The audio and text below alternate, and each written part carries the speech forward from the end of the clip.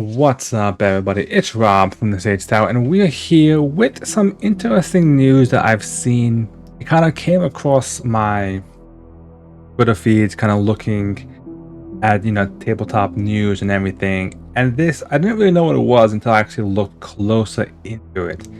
And that is the Daggerheart Playtest has come out. Now, what this is, and it took me a second to figure out what this was, but I thought it was just like some random system that came out. And then I even saw some articles on my phone were being posted about this. So Daggerheart is a system that's been created by a number of people, essentially pushed from Darrington Press, the people from Critical Role, and they've made their own system that they're trying to test out and push out. Now, a lot of people are really hype, Critical Role, they're making their own system. This is great. There's some things to kind of think about this first. The first thing is, it's kind of obvious, I think clearly what they're trying to do with this, and that is they're trying to distance themselves from Wizards of the Coast. Obviously, 5e has a lot of issues. Over the past few years, they've had a lot of copyright issues and kind of trademark issues that has forced people to kind of push away from the OGL. ISO's making the ORC kind of for some of their stuff. They remastered Pathfinder 2nd edition to move away from using copyrighted spells and creatures and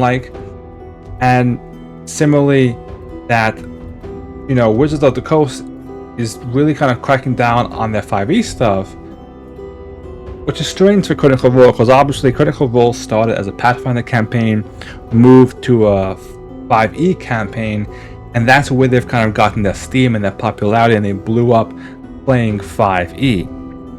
Now people are seeing Daggerheart, and the reviews from what I've seen from the playtest are a mixed bag.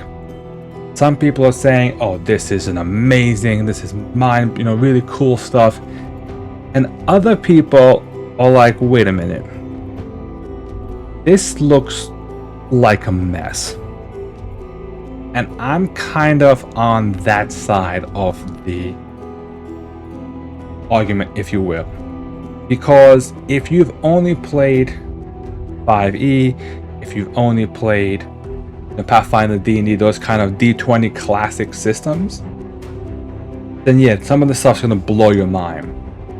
But when you look at all the stuff in it, and someone put it really well, I forget who I saw on Twitter, or someone not Twitter. It's basically a mishmash of different systems that have kind of been cherry picked and mushed together into this game. And some parts are really cool, some parts I like, but then some parts I'm just like, it's really confusing what they did with it. But we're gonna hop on over to some of the playtest material. This stuff you can download. I'm just gonna scroll through. I'm not actually gonna go too much because it is 400 pages, and that's just the playtest manuscript, not getting into all the other stuff that's going on here, all the quick start adventures. They do have a play guide and stuff, so there's a lot going on here. And basically, the one main thing I guess the play guide will have the best for it is this idea of duality. The GM calls for an action roll. You roll, and you have whatever modifiers you have. You roll your dice. Your dice are all 2d12, and one dice has to be a hope dice, and one dice is a fear dice. And then you roll your dice, and then you tell whichever one is higher. If you happen to roll the same number, it's a critical success. And then basically these are the results. So what is very interesting here is if you read these results, and I will zoom in for you guys. On a success with a hope, you pull off well and get what you want. Gain a hope. Success with fear, you get what you want, but it comes with a cost. Failure with hope and things, failure with hope, things don't go as planned, and you gotta face a consequence. Fear, really bad.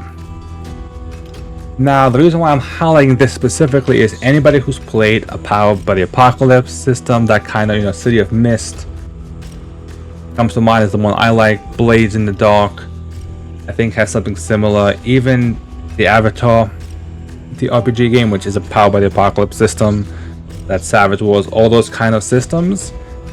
This is basically that system. You know, in City of, I'm going to use City of Mist because that's the one that I've played the most of those.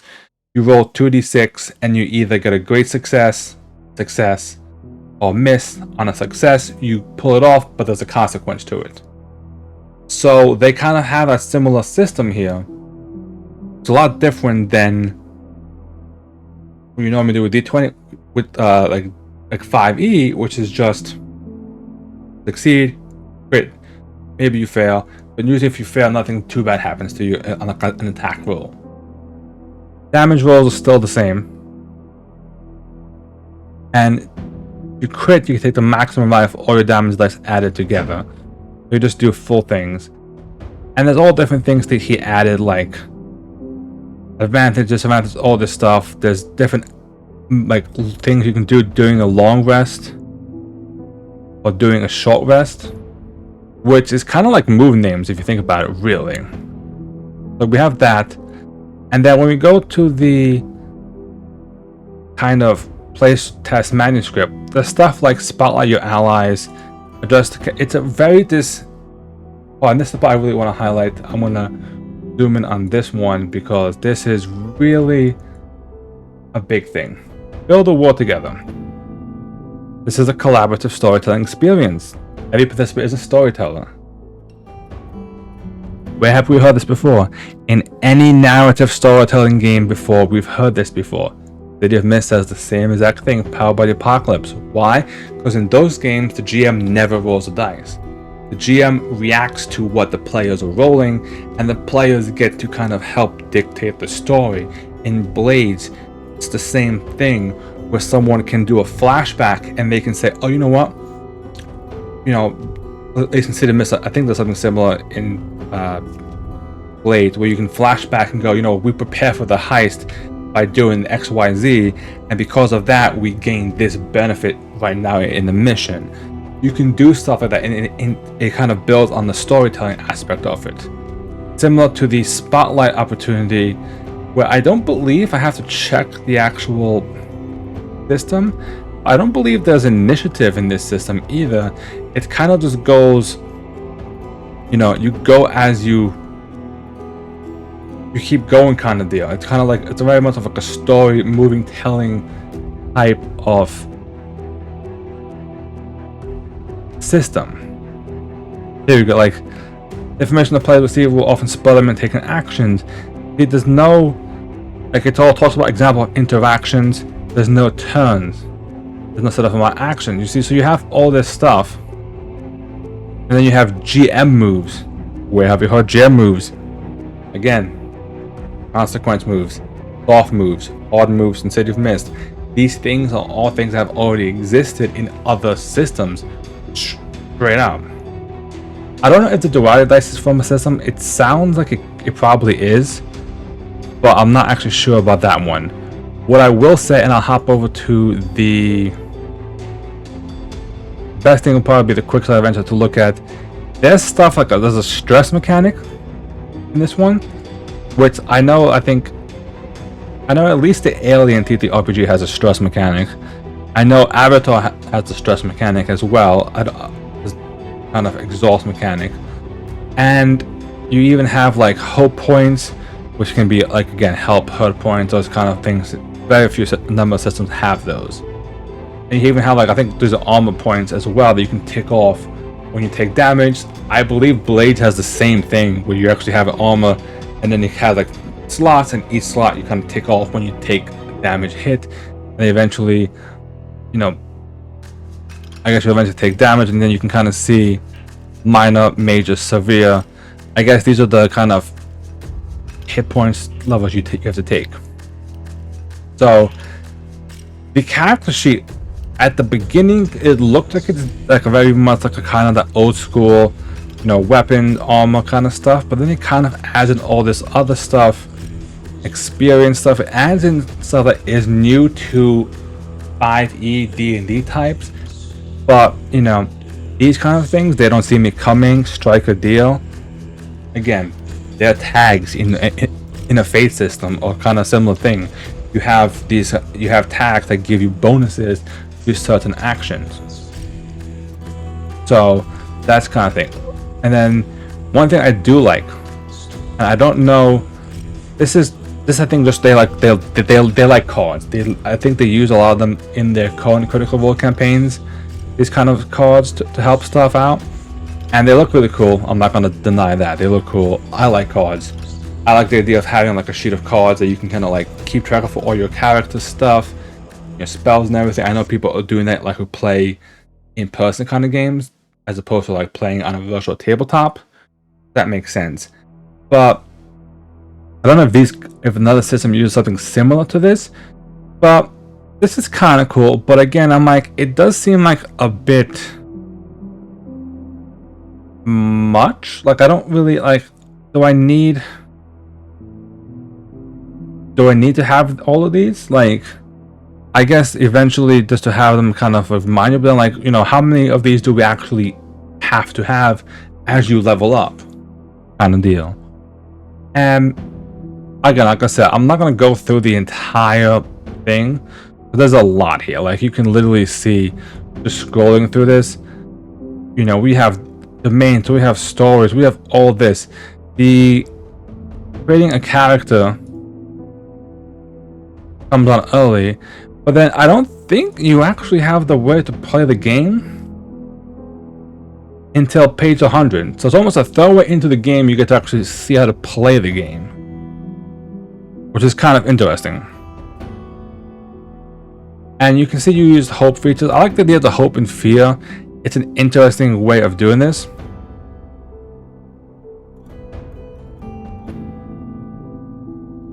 And here you say you have damage thresholds. So if you like here, we can see this is what we talked about. So, -6, major 11, severe 16.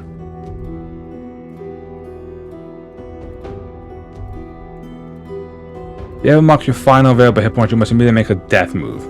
So, damage below minor, mark stress. So basically that means you must take at least 6 damage to take a health point. Anything below 6 damage, it only adds a stress point. And then, if you take 6 damage, you take 1 hit point, 12, you over 16, you take 3. If you ever mark all 16, we can go to death. We'll hop over to stress. I'm curious if it says stress from damage. What happens if you max out your stress? I guess if you have your stress maxed out, then that means you can't do some of the stuff that you would like to do. What it sounds like.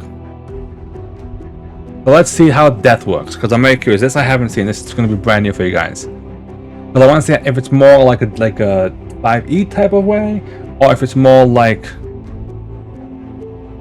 other systems I know of. Okay. Embrace death and go out in the blaze of glory. Take 1 action. It becomes an automatic success. So okay, so this is a storytelling narrative. Take yourself out in a massive, cool action move. If you're death and face consequences, if its value is equal to or under your level, take a scar. So if you're a low level, you don't take scars.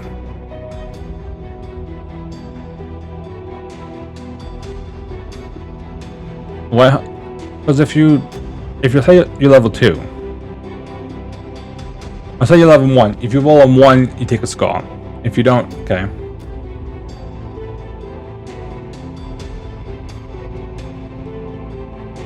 Risk it all is you roll your duality dice. If your hope wins, you survive. If your fear wins, you die.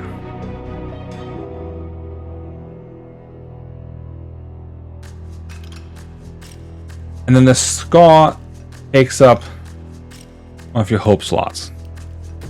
So the way I'm going to talk about this is, and the best way would be to look at kind of a character sheet, is if you lose a hope slot from a scar, essentially you burn one of these spots off. If all 5 happen to ever be removed, that your character has essentially been wounded too much to the point where it can't actually attack. And that, to me, kind of sounds like, at least the same as like when you burn a theme book, kind of you can revive your character as a way, so you're kind of burning some of your stuff. I think Blades has something similar with the stress that can actually affect you to a point. Flow of combat.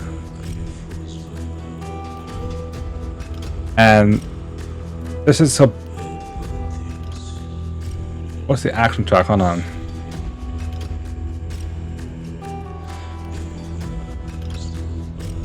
So when there's a combat lane, I'd like to ask more than a roll to. So when there's like a combat, the GM should place the action tracker card on the table. Whenever a PC makes an action roll, they must place a character token on the action tracker. The tokens are not limited. Okay. So when the action tracker is on the table, the players must act in any order they like. So basically, every time you make a roll, you add a token to it. And you can spotlight give. You can spotlight give. You know, like say I roll 2 times, I have 2 tokens on. I can say, hey, now you can go and you can go do some stuff.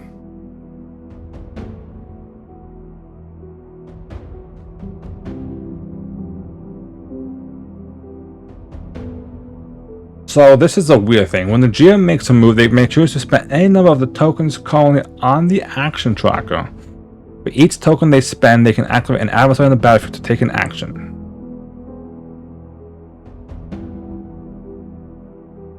So it seems like this is getting them way to kind of working around kind of action economy that usually plagues like D&D and Pathfinder, where your players get a bunch of moves and then your enemies get 1 move. If that 1 move misses, then that's it. But in theory, if the players have 4 tokens, let's say, on the action tracker, then that means technically the GM can spend 4 tokens to activate 4 enemies on the battlefield.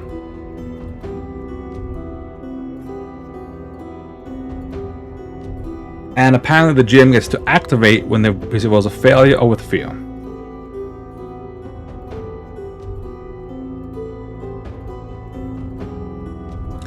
And the GM, this is, hold on, before we move further for this, I want to see right now, is there an action tracker card? It is. It's just this, I mean, obviously the artwork and stuff is like, you know, in progress.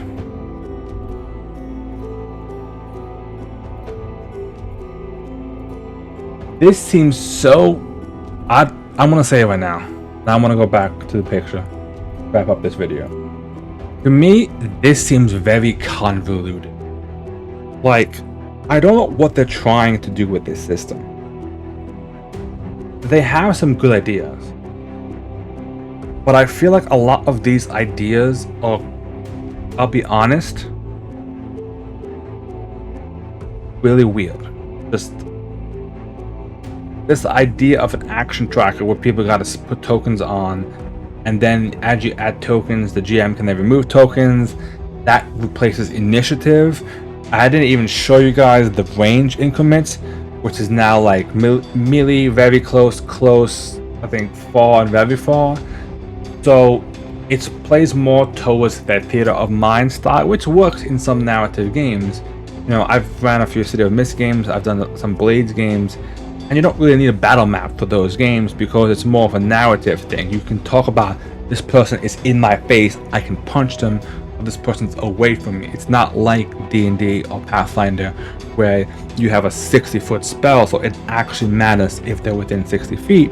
You can kind of say, I can shoot far, I can shoot close, and you kind of like narratively go about that. Now, with all this, I don't know what's gonna happen with this. I'll be perfectly honest. You know, like, I like the card mechanic. I always like cards, but that's gonna get me. If you guys know me, I like cards. I like card games. I like all that stuff. The aspect of the kind of taking all these different systems but putting them in, but still kind of having some of the core, like D&D type stuff of having classes and subclasses, and just having all this, you know, the way HP works is kind of this weird like hit point threshold stamina section, and you have these different like specific upgrades that happen depending on what you do. And oh, this is perfect. I was just scrolling through and I found this for you guys. Extra bonus footage right here. This is the druid. I was scrolling through a druid class.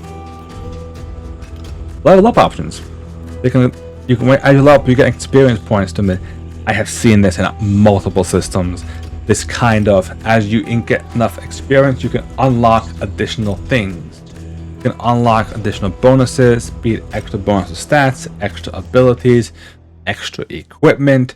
All this stuff I've seen in other systems.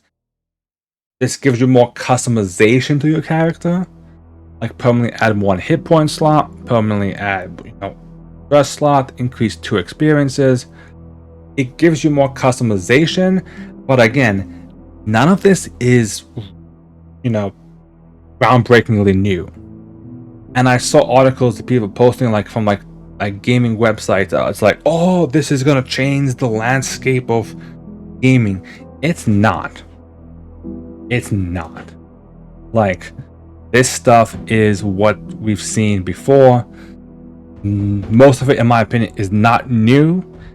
And frankly, putting it all together isn't great. Like, it isn't a good look, in my opinion. And I'm afraid what this will happen. I'm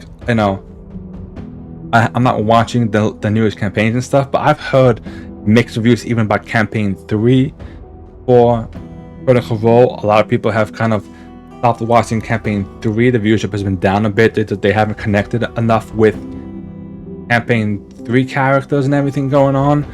And this system change, like if they switch to using this system, let's say, for the next campaign, I know they're working on, they made videos of it, but like, is this the case? Then I don't know. This is going to be a iffy one. So, what are your guys' thoughts on the Daggerheart system? Let me know down in the comments below. I'm very curious to see what you guys think about it. And, you know, do you think it's good? Do you think it's bad? What other parts of this 400-page playtest that you like, don't like, that you know from another system? Let me know in the comments. And of course, while you're down there, be sure to subscribe to the channel. It helps out greatly. But thank you guys for watching.